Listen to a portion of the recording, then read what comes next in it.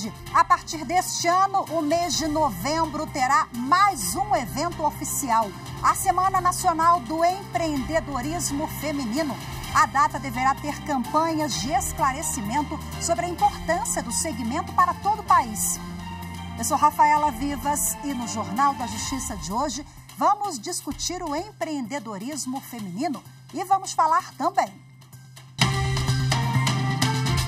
Supremo Tribunal Federal dá início ao julgamento de mais 5 réus acusados de participação nos atos antidemocráticos de 8 de janeiro. As ações penais começaram a ser analisadas no plenário virtual a partir da indicação do voto do relator, o ministro Alexandre de Moraes. O Ministério Público da Bahia denuncia 5 pessoas pelo assassinato da líder quilombola Mãe Bernadette. E ainda, Conselho Nacional de Justiça realiza audiência pública com ciclo de debates das comunidades quilombolas.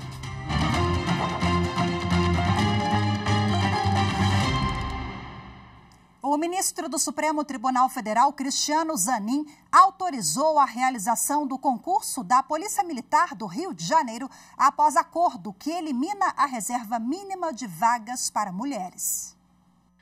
O acordo foi homologado após uma audiência que contou com a presença de representantes da Procuradoria-Geral da República, da Procuradoria do Estado do Rio de Janeiro, da Polícia Militar do Rio e da Assembleia Legislativa Fluminense. Em outubro, o ministro Cristiano Zanin aceitou o pedido da PGR para suspender o concurso sob argumento de que as mulheres devem concorrer entre a totalidade das vagas disponíveis. A discussão ganhou destaque após o ministro também suspender o concurso da PM do Distrito Federal, que previa apenas 10% das vagas destinadas para as mulheres.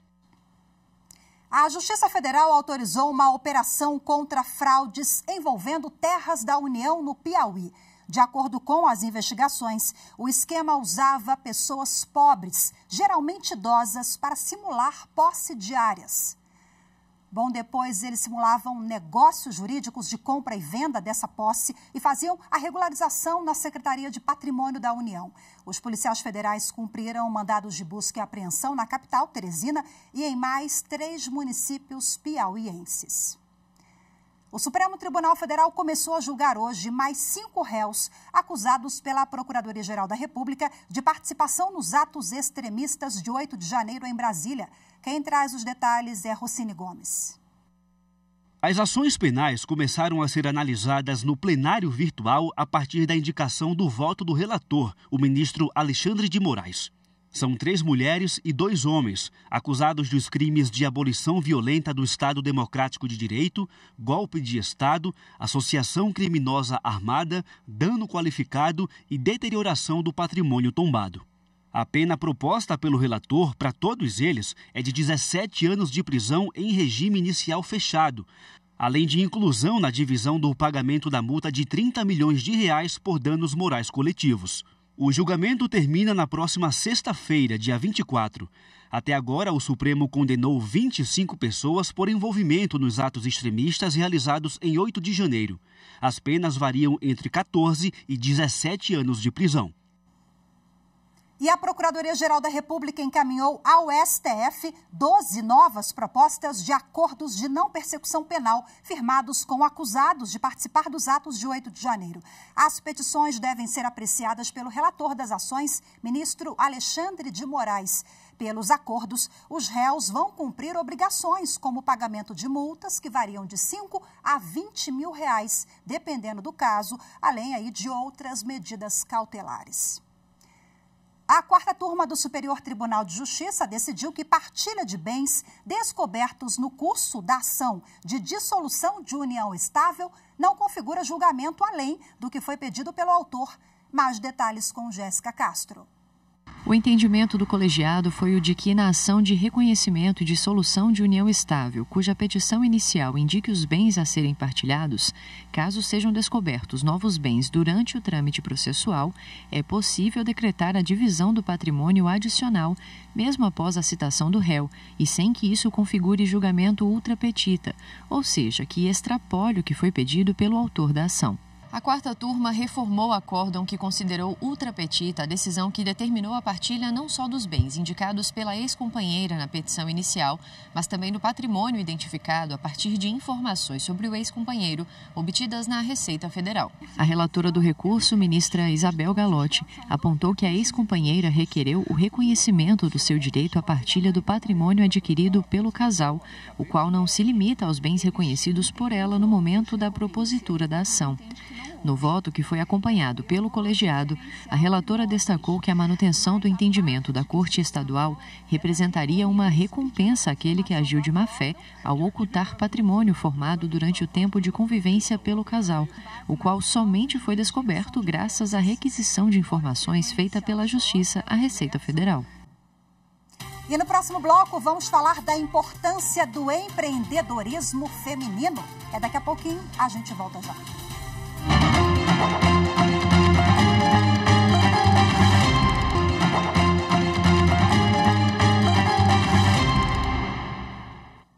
É cada vez maior o número de mulheres que administram o próprio negócio aqui no Brasil. Um número tão expressivo que agora virou lei. A Semana Nacional do Empreendedorismo Feminino, a ser comemorada em novembro.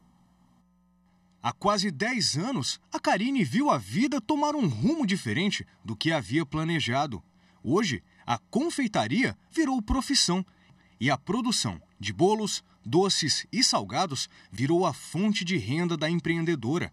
O negócio, aberto em 2014, funciona na Casa da Karine, no Distrito Federal. E eu sempre gostei de cozinhar, de fazer doces, todas as festas de família, eu que fazia sobremesas. E certa vez eu tive a ideia de fazer cupcakes para vender. Em 2023, novembro passou a ser a referência para o empreendedorismo feminino no país. Isso porque agora o mês conta com uma semana no calendário oficial dedicada às mulheres que abriram o próprio negócio. A Semana Nacional do Empreendedorismo Feminino, criada por lei esse ano, vai mostrar e conscientizar a população sobre a importância e os desafios enfrentados por mulheres que resolveram se inserir neste segmento. Segundo dados do Sebrae, o último trimestre do ano passado registrou a marca de 10,3 milhões de mulheres à frente de negócios, assim como a Karine, um número recorde no país. Cada dia que passa, cada ano que passa, eu tento aprimorar, gosto de assistir muitos vídeos, pegando técnicas com outras pessoas. E graças a Deus hoje eu consigo viver bem do meu trabalho. Já o número de mulheres empregadoras, ou seja, aquelas que geram empregos, cresceu 30% entre 2021 e 2022, somando mais de 1.300.000 mulheres, proporcionando a geração de postos de trabalho em todo o país. E agora, para falar um pouco mais desse assunto, eu converso ao vivo, de forma remota, com a mentora de lideranças femininas, Ana Rodrigues. Olá, Ana, boa tarde, seja muito bem-vinda.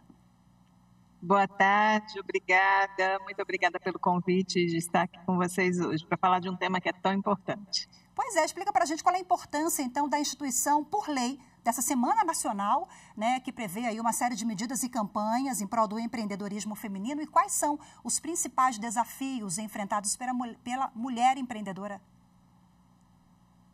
Cada vez que a gente institui uma data como essa, a gente gera, provoca mais um palco para discussão, mais um palco para visibilidade das questões que envolvem a mulher no mundo do trabalho, porque o empreendedorismo ele é apenas uma cena das diversas cenas que a gente tem como atuação profissional.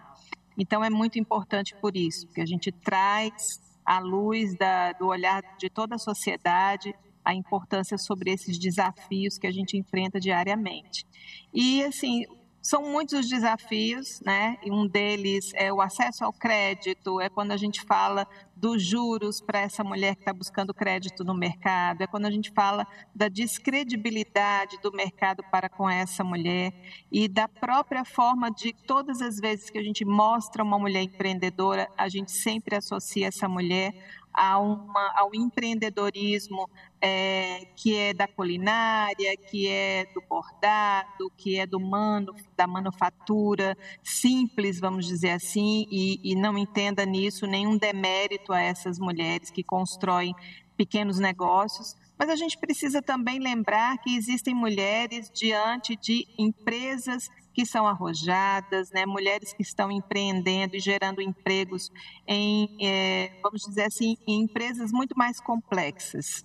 Então, isso também é importante que a gente olhe. Mas o principal fator de desafio que eu coloco aqui é exatamente nessa questão do acesso ao crédito, que é tão importante no nosso país para a gente desenvolver negócios saudáveis. E como sensibilizar a sociedade, os empreendedores, as instituições bancárias? É um trabalho que eu imagino mais um desafio para vocês, né? E o que vocês estão fazendo para tentar minimizar e mitigar esses efeitos? É um trabalho árduo e envolve muita atuação das grandes redes de mulheres que hoje trabalham de forma muito conjunta, né? É muito bonito de ver o número de instituições, de ONGs que foram se formando para trabalhar essas necessidades da mulher empreendedora, da mulher profissional, junto a políticas públicas. Não temos como transformar essas direções, não temos como transformar o olhar se a gente não trouxer política pública para essa pauta. E para isso a gente precisa que essas organizações estejam cada vez mais fortalecidas no sentido de buscarem essa fala, né, buscarem esse espaço para que esse desenvolvimento, enfim, aconteça. E aí existem várias, né? A Rede Mulher Empreendedora, o Grupo Mulheres do Brasil, só para citar algumas dessas redes que trabalham nesse fortalecimento mesmo do direcionamento de políticas públicas, favorecendo o crescimento da mulher nesse mundo. Ana, recentemente o governo federal lançou linhas de créditos voltadas às mulheres empreendedoras, né? Já está funcionando isso na prática? Está funcionando, né? A gente, vira e mexe, a gente tem alguma novidade nesse setor e a gente fica muito feliz. Na pandemia também vieram algumas sugestões nesse sentido, mas aí a gente sempre vai numa barreira comum a todos eles. Eu até selecionei aqui um dado para te trazer, que a taxa de juros para uma mulher que busca o financiamento no mercado hoje, a gente está falando de cerca de 31% de taxa de juros para homens, e quando a gente vai para essa taxa de juros para mulher, ela vai para 35%. O que justifica isso se nós somos mais adimplentes do que os homens quando a gente busca esse crédito? Nós temos acesso bem menor ao crédito, né, do que os homens. Os homens hoje já são tomadores de crédito em cerca de 80% no mercado e as mulheres 67%. Então, quando a gente põe os números na balança, é muito bom que venham as ações, mas é importante que a gente abra essa discussão de forma mais ampla para entender que, ok, eu oferto crédito, mas esse crédito precisa ser efetivamente viável, né? Ele precisa realmente chegar na mão dessa empreendedora e não vir com criação de obstáculos para que isso seja um impeditivo dela alcançar esse recurso. Senão a gente não está fazendo nada. Claro, para a gente fechar aqui o raciocínio sobre esse tema que é tão importante, né, a gente debater e sensibilizar a sociedade. Nós estamos falando de mulheres que muitas vezes são chefes de família e até para conquistar a sua independência financeira estão empreendendo, né? Então a gente está falando em empregos e impostos de trabalho que tem ligação com violência doméstica, com independência, com autoestima, com tudo isso, né? Sim, tudo isso está junto e misturado, não tem como a gente fazer a separação dessas questões. A mulher tem múltipla jornada e isso também dificulta ela na gestão do seu próprio negócio, no desempenho das suas funções e ainda assim, né, a gente consegue tanto crescimento, tanto desempenho, tantos resultados. Só para você ter uma ideia, eu não vou me alongar, nas grandes empresas, quando a gente fala assim de empresas nacionais e multinacionais, as empresas que são geridas por mulheres têm apresentado resultados de lucratividade de 5% a 20% maiores do que aquelas lideradas por homens. E só isso já é suficiente para a gente entender definitivamente que as mulheres são sim capazes e podem estar nos postos de liderança de negócios. Maravilha, Ana, muito obrigada, viu, pela sua entrevista, pela participação. Boa tarde, até a próxima. Tchau, tchau. Boa tarde, até a próxima. Obrigada. A seguir, Conselho Nacional de Justiça realiza audiência pública para debater direitos das pessoas e comunidades quilombolas. A gente volta em instantes, até já.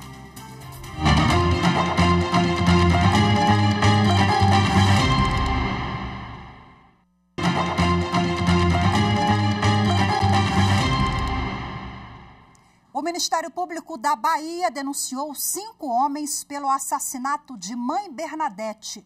Anderson Arcoverde tem os detalhes. O inquérito concluiu que Mãe Bernadette foi assassinada porque se tornou uma ameaça para traficantes de uma facção criminosa que atua na região. Os 5 homens são integrantes dessa facção e vão responder por homicídio qualificado, por motivo torpe, ou seja, que causa repúdio, e sem chance de defesa da vítima. 2 dos denunciados são chefes do tráfico e foram apontados como mandantes do crime. Mãe Bernadette era uma líder religiosa do Candomblé e líder comunitária do quilombo Pitanga dos Palmares, na região metropolitana de Salvador. Ela foi assassinada no dia 17 de agosto com 25 tiros.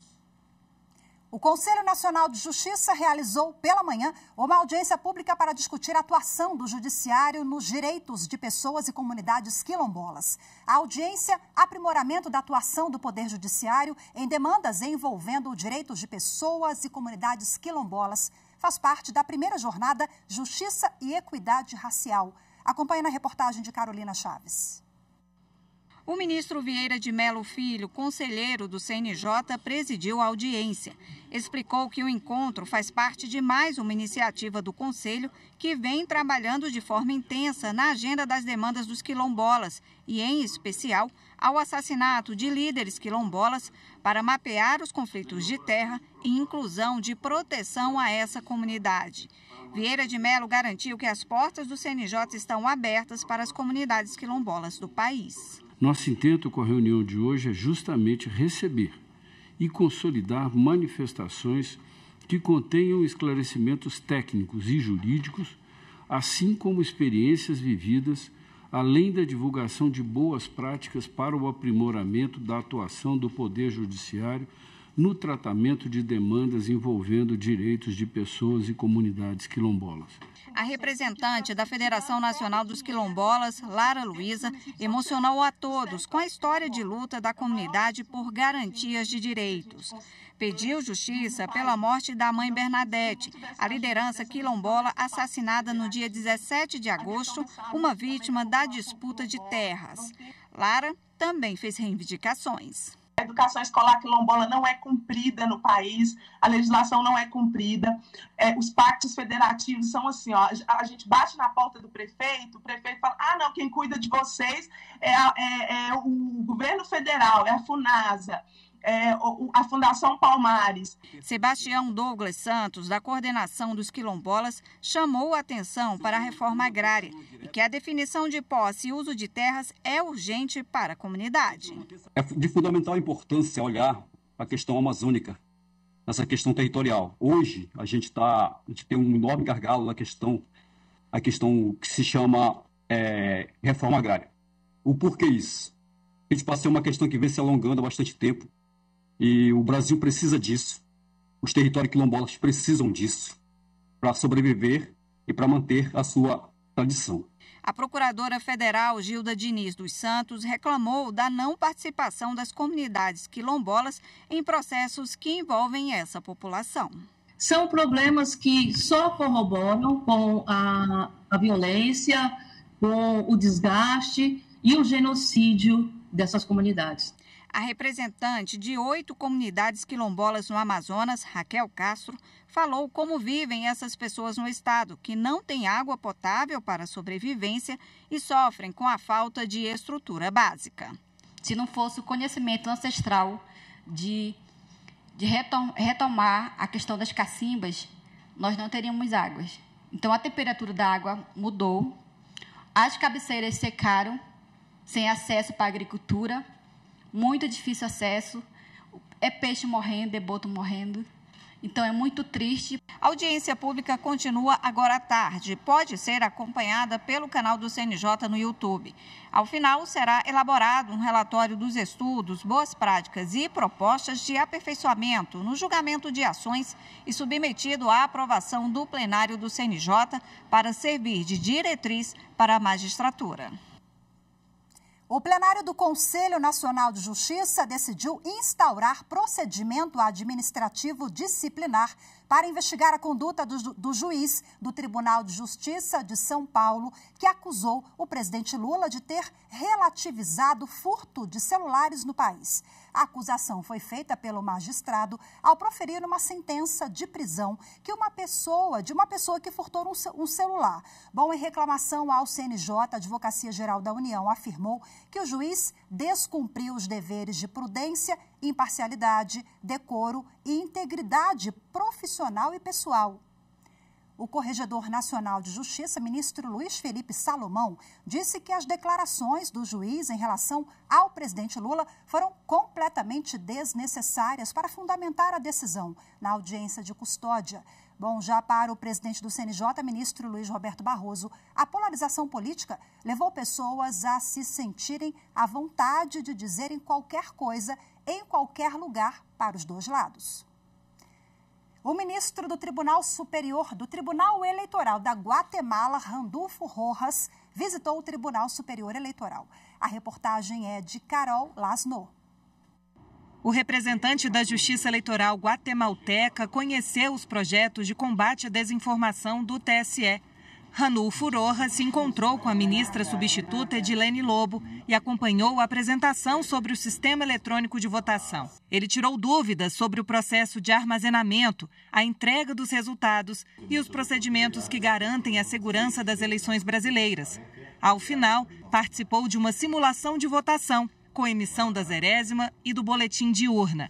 Segundo Randulfo, é interessante conhecer como o TSE trabalha de forma coordenada. As estratégias com atores distintos externos do tribunal é o que fortalece a democracia e combate a desinformação para não gerar ataques de ódio, diz o representante da Guatemala. A parte do conteúdo e as estratégias que fazem com atores distintos externos do tribunal, que realmente é o que fortalece a democracia e combater a desinformação para não gerar ataques de ódio, por exemplo. Ataques de ódio, por exemplo.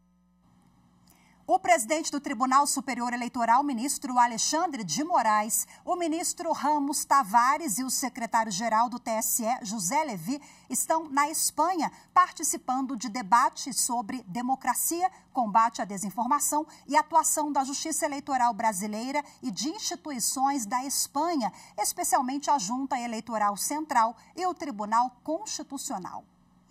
Eles foram recebidos por diversas autoridades e pelo presidente do Tribunal Constitucional, o magistrado Cândido Pumpido. Desde a segunda-feira, a comitiva do TSE participa de diversos debates na UNED, a Universidade Pública Nacional de Educação à Distância da Espanha, em Madrid.